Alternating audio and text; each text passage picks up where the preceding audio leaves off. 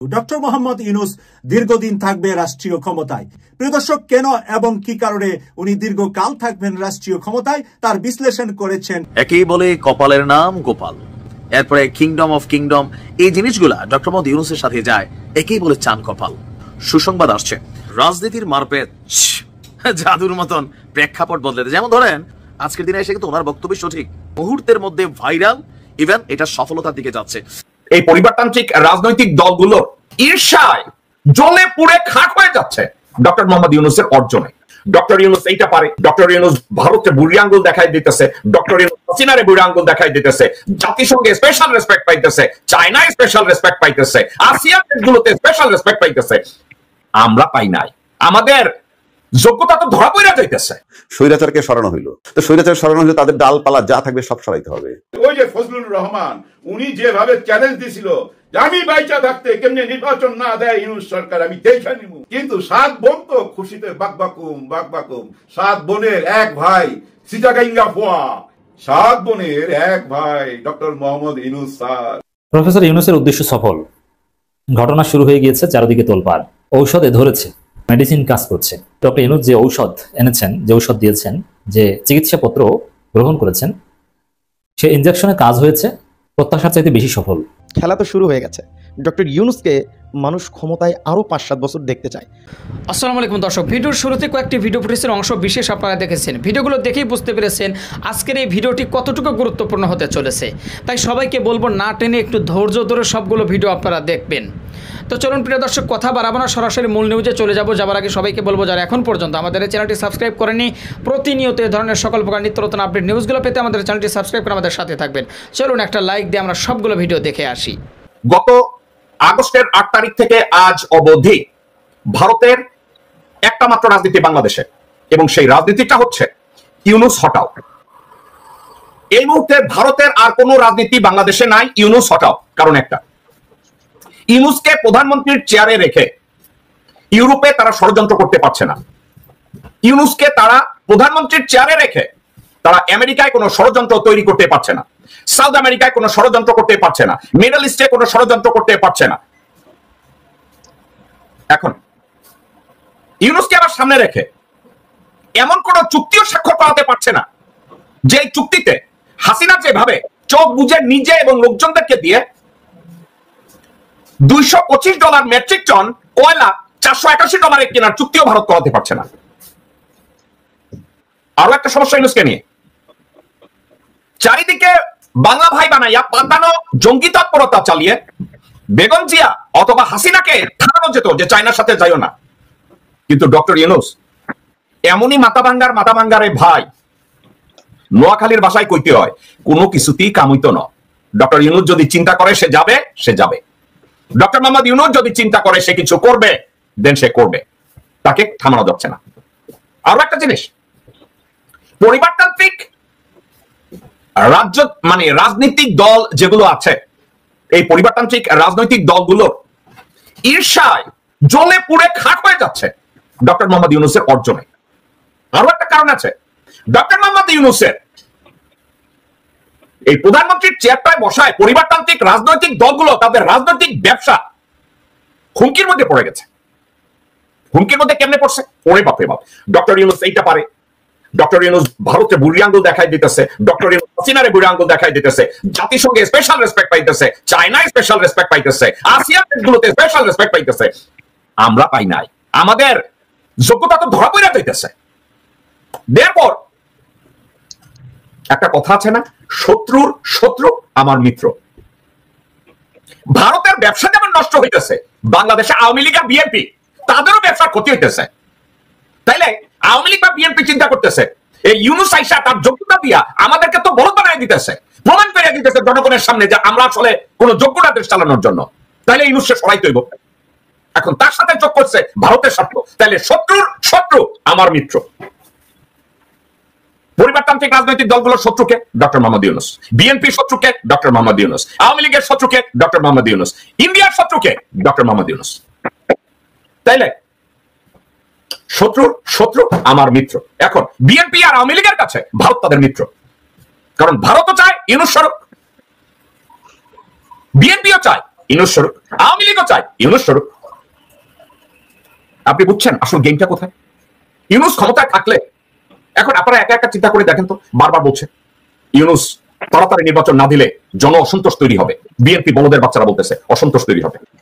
কিন্তু একটা কথা আমি লিখে দেই, এই মুহূর্তে দেশে যদি প্রেসিডেন্সিয়াল ফর্মের একটা নির্বাচন হয়, অথবা ডক্টর মোহাম্মদ ইউনূস বুদ্ধি করে যদি একটা কাজ শুধু করে, নিরপেক্ষ অংশগ্রহণমূলক একটা রেফারেন্ডাম করুক যে এই মুহূর্তে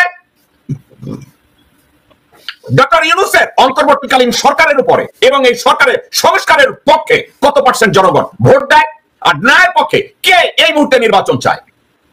দর্শকবৃন্দ, আই মোর দেন শিওর 75-80% বাংলাদেশের লোকজন ডক্টর ইউনূসের কন্টিনিউয়েশন চায়। 75-80% পিপল বাংলাদেশের সংস্কার আগে চায়। 75-80% পিপল তারা ডক্টর ইউনূসকে আরো 5 থেকে 7 বছর ক্ষমতায় রেখে দেশের রিফর্ম করতে চায়। রাজনীতির মারপেট জাদুর মতন প্রেক্ষাপট বলতে, যেমন ধরেন গত 7 মাসে বাংলাদেশে কি ঘটেছে, গত 7 মাস আগে এটা প্রেডিকশন করার সুযোগ ছিল না। শেখ হাসিনা সরকারের পতন হবে এটা আমরা মোটামুটি বুঝতে পারছিলাম, পতন হয়েছে। কিন্তু শেখ হাসিনা সরকার পতনের পর রাজনীতিতে এই যে ডাইমেনশন তৈরি হবে, জাতীয় নাগরিক পার্টি একটা রাজনৈতিক দল তৈরি হয়ে যাবে, আর ডক্টর মোহাম্মদ ইউনূস তিনি আগামী দিনে প্রধানমন্ত্রী হতে পারেন, অথবা প্রধান উপদেষ্টা হিসেবে আরো আওয়ামী লীগের যে মেয়াদকালটা আছে সেই মেয়াদকালটা পূর্ণ করতে পারেন, কল্পনাতে কারো ছিল না। তবে তারেক রহমানের ছিল। বিশ্বাস করেন, আমি আসলে আমরা আর পলিটিশিয়ানদের মধ্যে পার্থক্য কোথায়, তারেক রহমান সবার আগে বলছিল এবারে নির্বাচন এমন হবে, এটা স্বাভাবিক হবে না। তখন আমরা ভাবতেছিলাম যে আরে পলিটিশিয়ানদের মতন কথা বলে, কিন্তু আজকের দিনে এসে কিন্তু ওনার বক্তব্য সঠিক। কেন এতগুলো কথা বললাম? ডক্টর তাসনিম জারা জাতীয় নাগরিক পার্টির খুবই প্রভাবশালী একজন নেত্রী, প্লাস জানেন তিনি মার্কিন যুক্তরাষ্ট্র প্রবাসী একজন ভালো ডক্টর, আর দেশের স্বার্থে এই মুহূর্তে তিনি বাংলাদেশে অবস্থান করছেন। আজকে তিনি এক বক্তব্য দিয়েছেন, মুহূর্তের মধ্যে ভাইরাল একটা জনমত কিন্তু তৈরি হয়েছে। আপনারা একটা পোস্ট দেখছেন তো যে 1 কোটি সমর্থক ডক্টর ইউনূসকে প্রধানমন্ত্রী চাই নির্বাচন ছাড়াই। এটা কিন্তু একটা ব্যাপক প্রচারণা চলছে, কে বা কাহারা চালাচ্ছে জানি না। তবে আমি আমার ফ্রেন্ড লিস্টে থাকা মানুষদের অনেকেরই সমর্থন দেখছি, নির্বাচনের দরকার নেই, ডক্টর ইউনূসের দরকার। কেন? ইউনূস স্যার সততা আর নিষ্ঠার সাথ দিয়েছেন মানুষকে, তারা আর ফিরবে না চাঁদাবাজদের কাছে। এখন নতুনদের সময়, এখন নতুন বাংলাদেশের সময়, এমন একটা স্টেটাস দিয়েছেন ডক্টর তাসনিম জারা। আমরা যারা বিশ্লেষক আছি, সমালোচক আছি, আলোচক আছি, আমরা যদি একটু টাইনা বড় করি, ভিতর থেকে অনেক জিনিস বের হবে। যেমন গেল কয়েকদিন আগে সাজিদ আলমের 5 বছরের জন্য নির্বাচিত প্রধানমন্ত্রী হিসেবে ডক্টর ইউনূসকে দেখতে চাওয়া, পিনাকিদার আপনার প্রধান উপদেষ্টা হিসেবে আর 3.5 বছর মেয়াদ পূর্ণ করা, আর এরপরে এই যে ডক্টর ইউনূস সাহেবের পক্ষে একটা প্রচারণা তৈরি হয়েছে, এটা কিন্তু ছিল না। টোটালি প্রেক্ষাপটের রং বদলাচ্ছে, নির্বাচনের সময়কাল পিছিয়ে গেছে। এখন তাসনিম জারার এই যে বক্তব্য, ডক্টর ইউনূস স্যার সততার নিষ্ঠার সাথ দিয়েছেন মানুষকে, আমরা আসলে এখন বুঝি নাই যে নিষ্ঠা এবং সততার সাথটা শতভাগ আমজনতা কোন লেভেলে পাইছে। চুরি, চাঁদাবাজি, লুটপাট বিপরীত রাজনৈতিক দলরা কম বেশি চালাই যাচ্ছে। এই যে চালাই যাচ্ছে সততা নিষ্ঠার সাথ, তারা মনে করছেন পাইছেন ফাইন, অনেকদিকে আমরা পাইছি হয়তোবা, তারা আর ফিরবে না চাঁদাবাজদের কাছে। তো হুইজ চাঁদাবাজ? এই মুহূর্তে রাজনীতির মাঝে একটা দলকে সবাই চাঁদাবাজ বলছে, আর বাস্তবেও তাদের বি ক্লাস কর্মীরা ঘটনা ঘটাচ্ছে। আর দিন শেষে যারা ক্ষমতার দিকে ধাবমান, এখন সবার টার্গেট মানে যারা আগামী দিনে ক্ষমতায় যাবে, এটা হচ্ছে বিএনপি। বিএনপিকেই অল্টারনেটিভলি চাঁদাবাজ দল হিসাবে আখ্যায়িত করা হচ্ছে। এখন নতুনদের সময়, এখন নতুন বাংলাদেশের সময়। সো ডক্টর ইউনূস সাহেব যে কোনো মুহূর্তে জাতীয় নাগরিক পার্টির প্রধান হচ্ছেন, এটা দেখলে আমরা খুব আশ্চর্য হব না। সিস্টেমে তিনি পারেন, পদত্যাগ করবেন, নির্বাচন আগে দলটার প্রধান দায়িত্বে যাবেন। আর সার্জিসদের ইমেজ, ডক্টর ইউনূস সাহেবের ইমেজ আকাশ পাতাল ব্যবধান। বিশ্বমণ্ডলেও একটা সাপোর্টিং একটা সুযোগ থাকবে, আইন শৃঙ্খলা প্রশাসনের মধ্যে একটা সাপোর্টিং থাকবে। কারণ মাত্র ক্ষমতা থেকে যাইয়া শেখ হাসিনার স্টাইলে যদি আবার নির্বাচন হয়, যদি এখানে স্টাইলটা পরিবর্তন হতে পারে, তিনি অন্তর্বর্তী সরকার হাতে ছাড়তে পারেন, ওই অন্তর্বর্তী সরকার আবার এই সরকারের আশীর্বাদ পুষ্ট হতে পারে। কারণ নির্বাচন কমিশনের মাজা কখনো আমরা সোজা দেখি নাই, এটা বাঁকাই ছিল। তো এবার কি সোজা করে করতে পারবে? নানান প্রেডিকশন কিন্তু তৈরি হচ্ছে। কেউ বলছেন ডক্টর মোহাম্মদ ইউনূস তিনি প্রধানমন্ত্রী হতে যাচ্ছেন, হোক নির্বাচিত হোক অনির্বাচিত। আর এই জন্য যে জনমত তৈরির দরকার, এটার পেছনে জাতীয় নাগরিক পার্টি, অনলাইন ইনফ্লুয়েন্সাররা সময়, মেধা, পরিশ্রম সবই কিন্তু দেওয়া শুরু করছেন। ইভেন এটা সফলতার দিকে যাচ্ছে। তো ডক্টর ইউনূস কি আগামী দিনের প্রধানমন্ত্রী অথবা প্রধান উপদেষ্টা হিসাবে আওয়ামী লীগের মেয়াদকালটা পার করবেন? কি মনে হচ্ছে? বিএনপি বলছে মানব না, বাপ ডাইকে ইলেকশন দিতে হবে। জাতীয় নাগরিক পার্টি বলছে যে প্রতিহত করব। কোন দিকে যাচ্ছে? ডক্টর মোহাম্মদ ইউনূসের অন্তরে কি আছে সময় বলে দেবে। রাজনীতিতে যে কোনো মুহূর্তে প্রেক্ষাপট বদলাইতে পারে। প্রফেসর ইউনূসের উদ্দেশ্য সফল, ঘটনা শুরু হয়ে গিয়েছে, চারিদিকে তোলপাড়, ঔষধে ধরেছে, মেডিসিন কাজ করছে। ভারতের বিরুদ্ধে ডক্টর ইউনূস যে ঔষধ এনেছেন, যে ঔষধ দিয়েছেন, যে চিকিৎসাপত্র গ্রহণ করেছেন, সে ইনজেকশনে কাজ হয়েছে, ভারতের দৌড়দৌড়ি নড়াচড়া শুরু হয়ে গেছে। আপনারা জানেন যে প্রফেসর ইউনূস চীন সফর করেছেন। এই চীন সফর অবশ্যম্ভাবীভাবে প্রত্যাশার চাইতে বেশি সফল। চীনের প্রেসিডেন্ট ডক্টর ইউনূসের প্রতি যে হৃদ্যতা দেখিয়েছেন, যে সমর্থন দেখিয়েছেন, যে বিরল ঘটনা ঘটিয়েছেন, গ্রেট হলের বাইরে গিয়ে তাকে রিসিভ করেছেন, গ্রুপ ফটো তুলেছেন রীতিভঙ্গ করে, এবং নিজ দপ্তরে অনেক ফাইল নিয়েছেন, যেটা শি জিনপিং নিজের দপ্তরে রাখেন না, কিন্তু প্রফেসর ইউনূসের সম্মানে আলাদা রেখেছেন। এগুলো তো একটা উদ্দেশ্য ছিল যে না আমরা কিছু ঋণ পাবো, ঋণের প্রতিশ্রুতি, সুদ হার কমানো, ঋণের মেয়াদ বাড়ানো ইত্যাদি ইত্যাদি, এগুলো তো হয়েছে। মংলা বন্দরে তারা হিউজ ইনভেস্টমেন্ট করবে, নানান কিছু। কিন্তু এই সফরে আরেকটা উদ্দেশ্য ছিল ভারতকে বার্তা দেওয়া। জিওপলিটিক্স, ইকোনমিক্সের ঊর্ধ্বে জিওপলিটিক্স ছিল এই চীন সফরে আরেকটা উদ্দেশ্য, সেই উদ্দেশ্য সফল। এর মানে ভারতকে ভয় দেখানো যে তোমরা বাংলাদেশের সাথে ফাজলামি বন্ধ করো, ন্যায্যতার ভিত্তিতে বন্ধুত্বপূর্ণ সম্পর্ক রাখো, প্রভুগিরি দেখাতে যেও না, আমরাও কিন্তু তোমাদেরকে বিব্রত করতে পারি, অর্থাৎ তোমাদের গোনার টাইম আমাদের নেই। এরকম একটা বার্তা দেওয়া, বাংলাদেশকে যেন ভারত সমীহ করে, বাংলাদেশকে যেন দাস হিসেবে ট্রিট না করে। ভারত হাসিনা ক্ষমতায় থাকা অবস্থায় বাংলাদেশকে তাদের একটা কলোনি মনে করত। এখন বাংলাদেশ কার কলোনি না, বাংলাদেশ এখন স্বাধীন সার্বভৌম। এই জিনিসটা হারে হারে ভারতকে টের পাইয়ে দেওয়া, এটা প্রফেসর ইউনূসের একটা উদ্দেশ্য ছিল, সেই উদ্দেশ্য সফল। খবর, সেভেন সিস্টার্স নিয়ে ডক্টর ইউনূসের মন্তব্যে ভারতীয় রাজনীতিবিদদের কড়া প্রতিক্রিয়া। চীনে যে কি করেছে এবং সেখানে সেভেন সিস্টার্স নিয়ে যে কথা বলেছে, ওটি হচ্ছে ভারতকে স্ট্র্যাটেজিক বার্তা যে বাংলাদেশ নিয়ে ফাজলামি করবা, বরং তোমাদের স্থিতিশীলতার জন্য বাংলাদেশের কাছে তোমরা ধরা, বাংলাদেশের বিরুদ্ধে বাংলাদেশকে অস্থিতিশীল করার চেষ্টা করবা, আমরাও কিন্তু পারি। এই সেভেন সিস্টার্স নিয়ে প্রফেসর ইউনূস ক্ষমতা গ্রহণের পর অনেকবার কথা বলেছেন, স্ট্র্যাটেজিক বার্তা দিয়েছেন। তো ভারতের দুর্বল জায়গায় কোনটা, কোন পয়েন্টে ধরে তাদেরকে ঘায়ল করতে হয়, এটা প্রফেসর ইউনূস নোসওয়েল এবং তিনি কাজে লাগাচ্ছেন। সম্প্রতি চীন সফরে গিয়ে এক বক্তৃতায় ডক্টর মোহাম্মদ ইউনূস ভারতের 7টি উত্তর পূর্বাঞ্চলীয় রাজ্যকে স্থলবেষ্টিত বলে উল্লেখ করে বাংলাদেশকে এই অঞ্চলে সমুদ্রের অভিভাবক হিসেবে উল্লেখ করেন।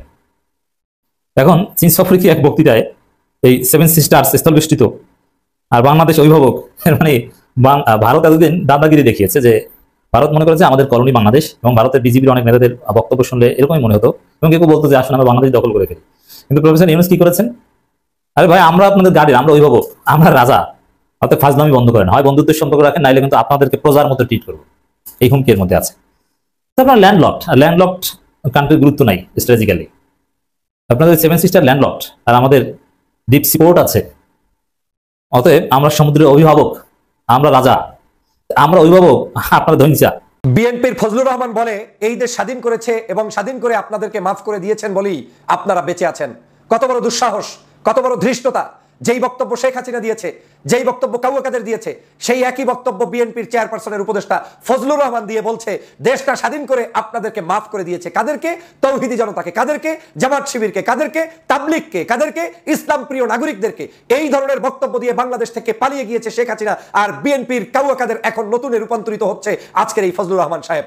এই ফজলুর রহমান সাহেব এখন ভয় পায় বাংলাদেশের জাতীয়তাবাদী ইসলামী মূল্যবোধের শক্তিকে, ফজলুর রহমান সাহেব এখন ভয় পায় ইসলামী মূল্যবোধের শক্তিকে, এবং এই ফজলুর রহমান সাহেব এখন পার্শ্ববর্তী দেশ ভারতের কথা মতো বাংলাদেশকে আজকের তলানিতে নেওয়ার জন্য, আওয়ামী লীগকে পুনর্বাসন করার জন্যই বিএনপির ছাতা ব্যবহার করে আজকের বিএনপিকে তলানিতে নিয়ে যাচ্ছে, ডুবিয়ে দিচ্ছে। যেটা বিএনপির কারো যদি এখন হুঁশ না আসে, তাহলে এই বিএনপির আগামী দিনের রাজনীতি প্রশ্নবিদ্ধ হবে। আজকের এই ফজলুর রহমান সাহেব বারবার বাংলাদেশের স্বাধীনতার পক্ষের বিপক্ষের শক্তি আবার দাঁড় করানো শুরু করেছে। নিশ্চয়ই জনতা আপনাদের মনে আছে সেই 5ই আগস্টের কথা। শেখ হাসিনা যখন পালিয়ে গিয়েছে, পালানোর আগে একটা শব্দ চয়ন করেছিল, রাজাকার বলে গালি দিয়েছিল। সেই রাজাকারের বাচ্চা গালি দেওয়ার কারণে শেখ হাসিনাকে বাংলার জনতা কিন্তু তাড়িয়ে দিয়েছে। আজও সেই শেখ হাসিনার মতো করে ফজলুর রহমান তার সন্তানের ভূমিকা পালন করছে, তার ভাইয়ের ভূমিকা পালন করছে, তার পরিবারের ভূমিকা পালন করছে। এখন তিনি আবার বাংলাদেশের মানুষদেরকে বিভাজন তৈরি করছে। উনি নাকি দেশটা স্বাধীন করে দিয়েছে। কে বলেছে আপনি স্বাধীন করে দিয়েছেন? কে বলেছে আমার দেশকে আপনি মুক্ত করে দিয়েছেন? কে বলেছে আপনাকে বাংলাদেশের মানুষকে আমরা আপনার কারণে বেঁচে আছি? এত বড় দৃষ্টতা আপনি কোত্থেকে দেখান? বাংলার জনগণ বাংলার জনগণের আধিপত্য নিয়ে বেঁচে আছে। তারা পাকিস্তানের কাছ থেকে মুক্ত হয়ে এদেশে কোনো আধিপত্যবাদকে প্রশ্রয় দিবে না, তারপরে নিজ দায়িত্বে বেঁচে আছে। যার কর্ম তার, সেভাবেই তারা বেঁচে আছে। আমার রাজনীতি আমার, আপনার রাজনীতি আমার। আপনার কত বড় দৃষ্টতা! আপনি বাংলাদেশের মানুষকে এখন আবার স্বাধীনতার সেই সকল চেতনা বিক্রি করে তারপরে দেশকে বৈষম্য তৈরি করতে চান। ফজলুর রহমান সাহেব, আপনার এই সকল চটকদারি, শয়তানি, এই সকল মানুষকে বিভাজন করার অপরাজনীতি, সেটা দেশের জনগণ কোনোদিন গ্রহণ করবে না। সে কারণেই আপনি বলছেন যে আপনাকে কেন এখন মানুষ জুতা নিক্ষেপ করে, বোঝেন না? সেখানেই আপনি বলছেন আপনাকে কেন থুতু নিক্ষেপ করে, আপনি বোঝেন না? আপনাকে থুতু নিক্ষেপ করে আপনার গলার কারণে, আপনার চাপার কারণে, আপনার গানের কারণে, আপনার ঠোঁটের কারণে, আপনার অভদ্রতার কারণে, আপনার ইতিহাস বিক্রি করার কারণে। বাংলাদেশের কোন জায়গায় আপনার মতো ফজলুর রহমান বিএনপি নয়, জামাত নয়, চরমনাই নয়, স্বয়ং একেবারে আল্লাহর ওলি হয়ে তাহাজ্জুদ পড়ে আসলেও আপনাকে জনগণ গ্রহণ করবে না, কারণ জনগণের ভালোবাসা পাওয়ার মতো যোগ্যতা আপনার নেই। আপনি ডাইরেক্ট ভারতের দালাল, পার্শ্ববর্তী দেশ থেকে এসে বাংলাদেশকে বিভাজন করে এই দেশটাকে ধ্বংস করার জন্য নেমেছেন। আবারও 53 বছর পরে দেশের স্বাধীনতার পক্ষের বিপক্ষের শক্তি সাজাচ্ছেন। এটা আমার দলের জন্য কোনোদিন কল্যাণ হবে না। অতএব ফজলুর রহমান সাহেব, সাবধান হয়ে যান। আপনার এই সকল বক্তব্য পরিহার না করলে জনতার কাতারে কোনোদিন দাঁড়াতে পারবে। প্রিয় দর্শক শ্রোতা, যে ভিডিওগুলো নিয়ে আজকে আপনাদের সম্মুখে হাজির হয়েছিলাম সেই ভিডিওগুলো কিন্তু ইতিমধ্যেই আপনারা দেখে ফেলেছেন এবং সকলের কথাগুলো শুনে ফেলেছেন। তো অবশ্যই এবার আপনাদের মূল্যবান মতামত জানানোর পালা। আপনাদের কি মনে হয়, কি জানলেন বুঝলেন এই ভিডিও থেকে, সেটা অবশ্যই এখন আপনারা এই ভিডিওর কমেন্ট বক্সে আপনাদের মূল্যবান মতামত জানিয়ে দিন। আর হ্যাঁ, সবাইকে বলবো আমাদের এই চ্যানেল কিন্তু প্রতিনিয়ত এই ধরনের সকল প্রকার নিত্য নতুন আপডেটগুলো আমরা সবসময় দেওয়ার চেষ্টা করি।